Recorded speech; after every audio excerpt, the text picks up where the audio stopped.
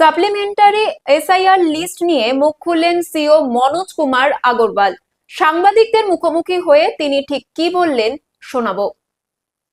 একটা কাজ হচ্ছে, একটা দুটো তৈরি হয়, একটু একটু তো প্রবলেম হয়, কিছুদিন পরে স্টেবিলাইজ হয়ে যায়, কিছু ঘন্টা পরে স্টেবিলাইজ হয়ে যাবে।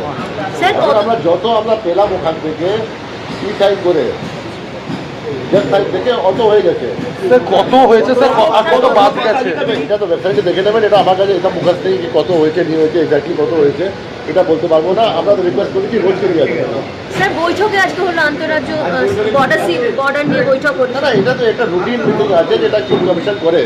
যে স্টেট ইলেকশনে যায় ওর আছে কাছে স্টেট আছে, 5টা স্টেট ইলেকশনে যাচ্ছে, ওর লাগোয়া স্টেট যেটা আছে গোটা কান্ট্রিতে। তবে চিফ সেক্রেটারি ছিলেন, ডিজি ছিলেন, ভারত সরকারের সব এনফোর্সমেন্ট এজেন্সি ছিলেন, স্টেট এনফোর্সমেন্ট এজেন্সি ছিলেন, ওদের সঙ্গে মিটিং হলো সুষ্ঠুভাবে ইলেকশন করার জন্য as per the guideline of this. Sir কত লোকের নাম পাবেন? এই প্রত্যেকবারই যেটা আছে গাইডলাইন আছে, টাকা চেকিং আছে, আপনার বর্ডার চেকিং আছে, আপনার ইন্টারস্টেট ক্রিমিনালস আছে, নন ক্রিমিনাল ওয়ারেন্ট এক্সিকিউট হয়েছে, আপনার লিকার মুভমেন্ট আছে, ক্যাশ মুভমেন্ট আছে, আপনার নার্কোটিক্স মুভমেন্ট আছে, ড্রাগ মুভমেন্ট আছে, এক গাদা জিনিস আছে, হেলিকপ্টার আছে, ওটা ল্যান্ডিং যেটা আছে হেল্প করার জন্য, আপনার এয়ার অ্যাম্বুলেন্স হেল্প করার জন্য, এইসব জিনিস আছে, রুটিন ম্যাটার আছে।